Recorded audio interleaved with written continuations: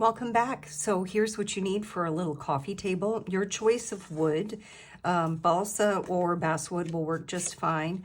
You've got whatever, your tacky glue, the colors that you want to paint, all your other little supplies, and 4 of the square toothpicks. So if you don't have the square toothpicks, then you're going to be sanding them square. So you'll do some cutting next. Your tops, 3 of them, 2.5 by 2.5. Then what you're going to need is 2 that are measured at 0.4 by 1.5, 2 at 0.4 by 1.7. That's going to go, these pieces go up underneath the bottom piece to hold it up. And this is actually a pretty low coffee table, by the way.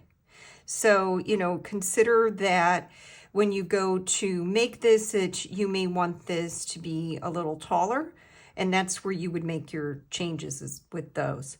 Then you need the supports for the tabletops, the 2 tabletops that are the highest, and those are 1 at 0.8, okay, by 1, and then this one is 0.4 by 1. So, you've got those. Then we have our toothpicks. So the toothpicks are 2.5 in length, but I went ahead and beveled them. I guess that's called beveling. So where you have a nice corner on them. And I'm just going to show you really quickly how you achieve that with this guy, which you probably have one of those. And you may already know, but I'm going to show you because you could possibly do this with, your X-Acto knife or something, but that's going to be kind of a challenge. So you're going to cut 4. You'll cut all 4 of yours. So here's how you deal with this. It doesn't really matter which side you do first, but you're going to want to cut off the end of this, okay? So when I do my measurements, I want to do it to the pointiest side. Okay, and then I'll come down here, and so I need this at 2.5. Okay, I can flip this around or however I want. I can just turn it.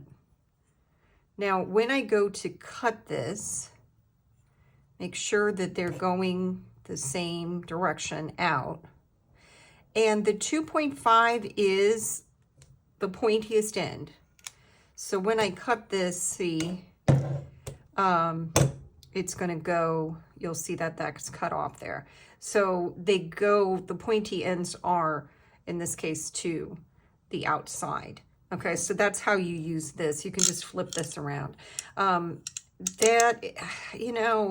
may want to consider actually investing in an expensive one of these. I've been pretty disappointed with this.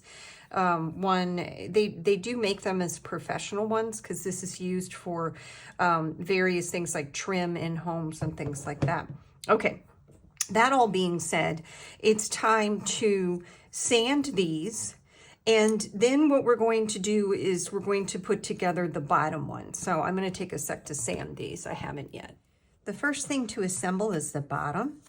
So you're going to want to go ahead and we will glue the little beveled pieces on here. And you'll go around and do that first and then sand if needed. Like mine kind of extend beyond what they're supposed to. So I'll sand to make that fit properly. So after sanding that down, pretty much the top is finished. It's kind of cute. This is so the items that you put in here don't roll away. So, now we're going to do the bottom. It's the little things that amuse me.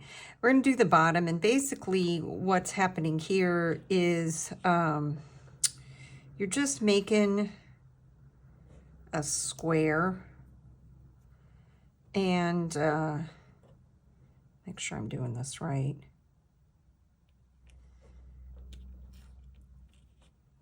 Yeah, the short, see if I can do this. It's not going to sit upright for me. But all I'm doing is, okay, is making a base. And so I just want to glue these on approximately like that.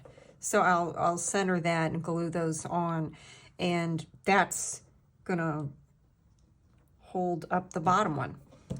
Once those are on, you're gonna want to do maybe some additional sanding on the edges, and then it is time to paint.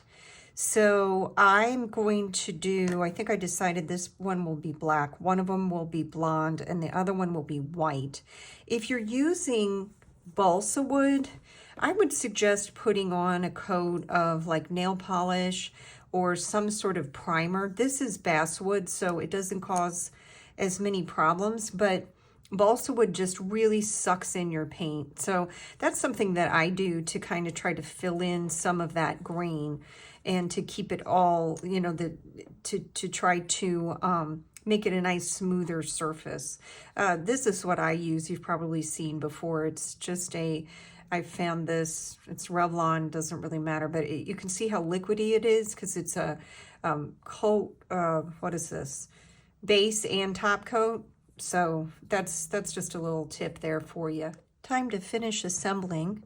So these little niblets that were left over are to hold up the different levels. So go ahead and you're going to glue these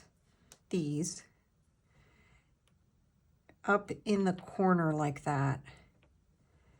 Okay. I'm going to try to keep the glue off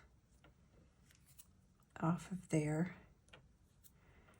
That's all we're doing. And then we get that, and then we are going to do the same thing on this side. You'll glue it like that.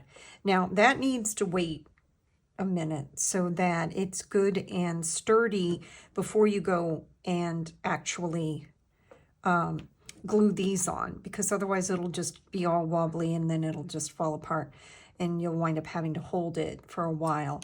So that's what I'm going to do is to do that. So the next thing is to go ahead and put some glue. Do your lower one first. And then this is kind of an eyeballing situation. You're going to try to get this point near the middle. And then when you do this, you're going to overlap in such a way that these little parts that show the corners down here are approximately the same. And you can go as far out or in as you want, but really it's meant to just overlap a little bit like that. Of course, this is okay. So I'm going to go ahead and wait for that to dry before putting this one on here.